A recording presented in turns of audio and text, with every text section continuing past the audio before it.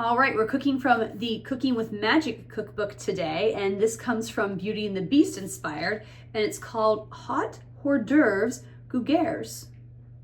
Hopefully I'm saying Gougeres right. I apologize, I think in another video, if I butchered the beautiful French language. It is not my strong suit, but it is a gorgeous language. Anyway, I'm gonna show you a picture right here.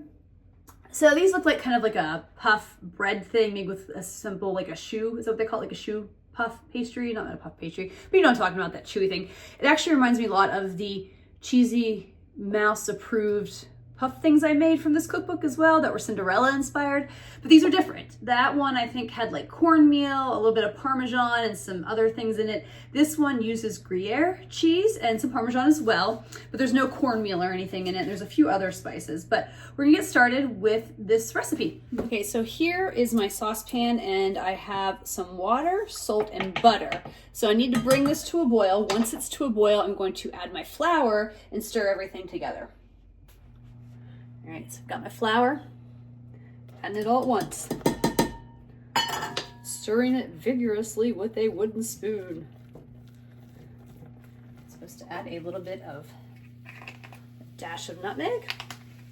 And a dash of pepper as well.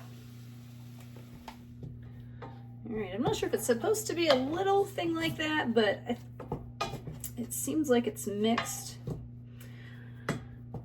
We're gonna consider it complete. Now I need to let this cool for about, I'm gonna take it off the heat here in just a second because it says basically let it cook for like a minute after you get it thing. I'm going to take this off the heat and let it cool for about 5 minutes, and I'm gonna beat in my eggs. Okay, so now we're going to add the eggs one at a time to the batter. It says you can use a wooden spoon to beat them in. I'm gonna use the mixer. It says that you can do that as well. I just would rather use the mixer. And I don't know if this is something, I think I've shared this in a video before. I like to, a lot of times, put my egg in a separate bowl, just make sure I don't get any eggshells or anything in my thing and that the egg is still good. And pour it in that way. I've had bad experiences with bad eggs.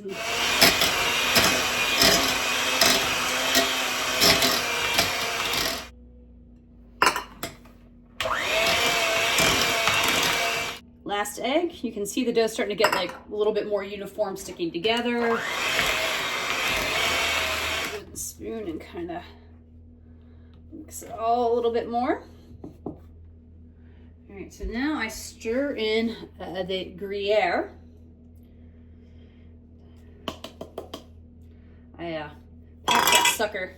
It said a cup and I packed it, and I have extra here because, you know, as I've probably said from some of the other recipes, I feel like the cheese flavor doesn't come through enough in these things. So I was like, I want to get that. Note, if you haven't watched it yet, I actually had this Gruyere left because I was making it with another Beauty and the Beast inspired recipe from the Healthy Treats called cheese souffle. That actually did have a lot of really great cheese flavor and was delicious. So if you haven't checked that video out yet, I suggest you find it. Like I said, you can find it in the Healthy Treats playlist. Here comes the part I'm a little nervous about. So it said to take a piping bag, put the mixture in this, and pipe it with usually a 1-inch round opening. So I don't really have a tube that's 1 inch. I looked at mine, I'm like, they're all kind of small. So I think I'm just going to put this in the bag, cut the tip, and hopefully use that to pipe them. If this starts to fail though, I'm going to do a little bit to start. I am just going to use a spoon and try to make them as round in shape as possible.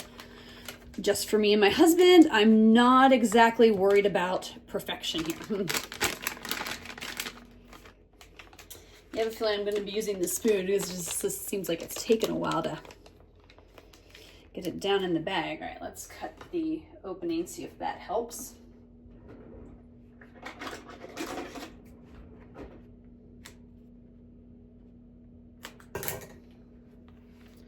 All right.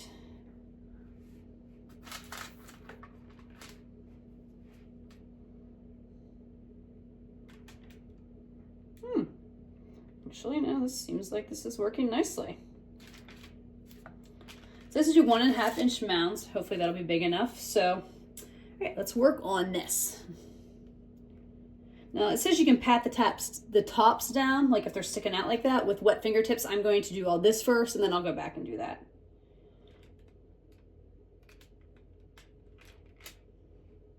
Okay, so here are them. I kind of finagled with them a little bit. And here's, I had a little bit left over with the smaller sheet. Now this one, I actually used the cookie scoop, like a cookie dough scoop thing for making cookies, because that's what they said in the other one that was similar to this, those mouse-approved cheesy corn puff things, or cheesy mouth puff things. I'm totally botching the recipe and I apologize. Anyway, I think that worked really well. I mean, I liked the piping, it was good, but I just, as it progressed, I'm terrible about refilling the piping bag and not getting piping everywhere. So I think I lost a lot more better than I needed to. Anyway, so I'm ready for the final touch before these goes in the oven. I've got some egg with some water here that I'm going to brush over top of all of these. Now, sprinkle with the Parmesan cheese.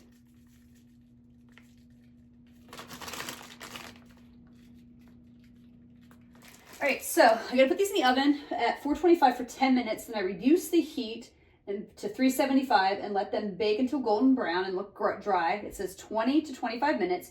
Turn the oven off, remove the sheets from the oven, pierce the puffs with a fork to allow the steam to escape, and then return them to the warm oven for 10 minutes. So a lot of different steps involved, but let's start with the initial 10-minute bake at the current temperature.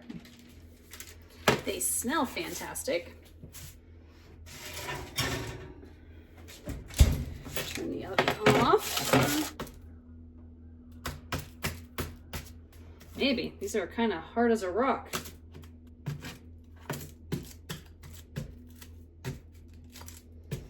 Maybe too much egg white or eggs or cheese, but these are hard. Maybe it's the egg whites are making them, or the eggs are making them hard? I'm not sure. Maybe they're supposed to be a little crunchy. They don't seem overcooked. That one's not too bad. It's definitely cracking. I'm kind of looking, the insides still seem a little doughy, so I guess I'm hoping that this crack worked enough that I'll just put them back in the oven for 10 minutes and see if the insides cook a little bit. So here they are out of the oven after I steamed them. They don't seem too bad. I do still worry they might be a little hard, but maybe they're supposed to be a little more crunchy. We'll let them cool for a few minutes and taste test one. Though they felt a little hard to touch, they're actually very quite chewy. The inside is still a little doughy though. I probably should have let them cook a little bit longer. So I may just throw these back in the oven for just a few more minutes while the oven is still warm. Playing around with some locations to do my review tonight. I thought I'd do the review on the Hot Hors D'oeuvres Gougeres, or I probably am butchering this as I do every video. I butcher with anything different. I butcher the thing, something different.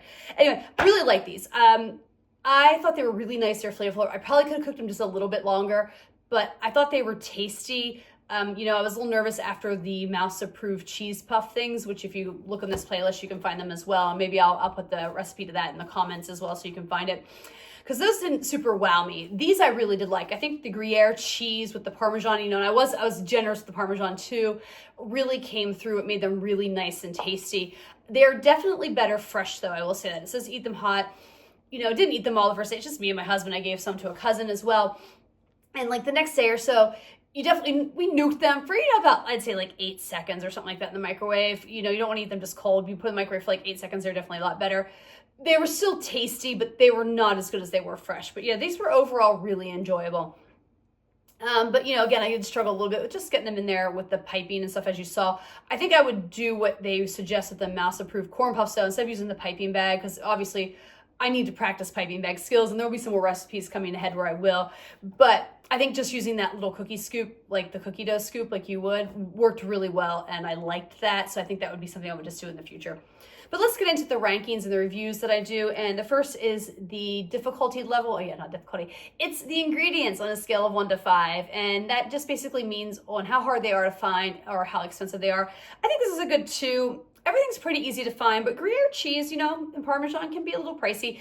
I actually had the Gruyere cheese left from the cheese souffle I made from the Healthy Treats cookbook, so it worked out. But I think I paid like $15 or $16 for that block of cheese. So, so cheese can be a little pricey. So that's why I'm just kind of giving it there. But everything else is kind of basic, simple stuff, not expensive. Difficulty level on a scale of 1 to 5, with 1 being easy and 5 being super difficult.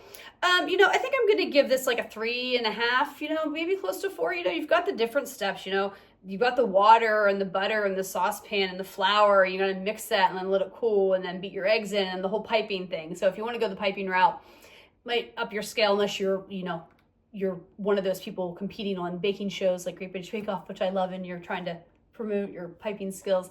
So that's why I'm going to let it a little difficulty higher.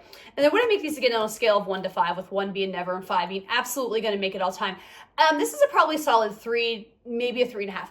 I think I give the mouse things like a 2.5. I really did like these. I thought they were really tasty. I really enjoyed them. But I think they'd be something I would save to make if like I'm entertaining or having people over. I think these would be a great little like accompaniment to something else, maybe a pasta dish or something, for example.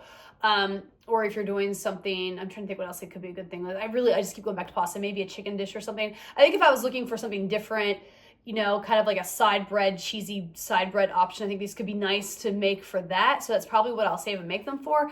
But as far as just like I said, the effort for just me and my husband, because it made quite a few, and I end up throwing some out because after a few days, they just didn't have it anymore. So I think that's why I'm putting them there at a 3. They would be a special occasion thing that I would make.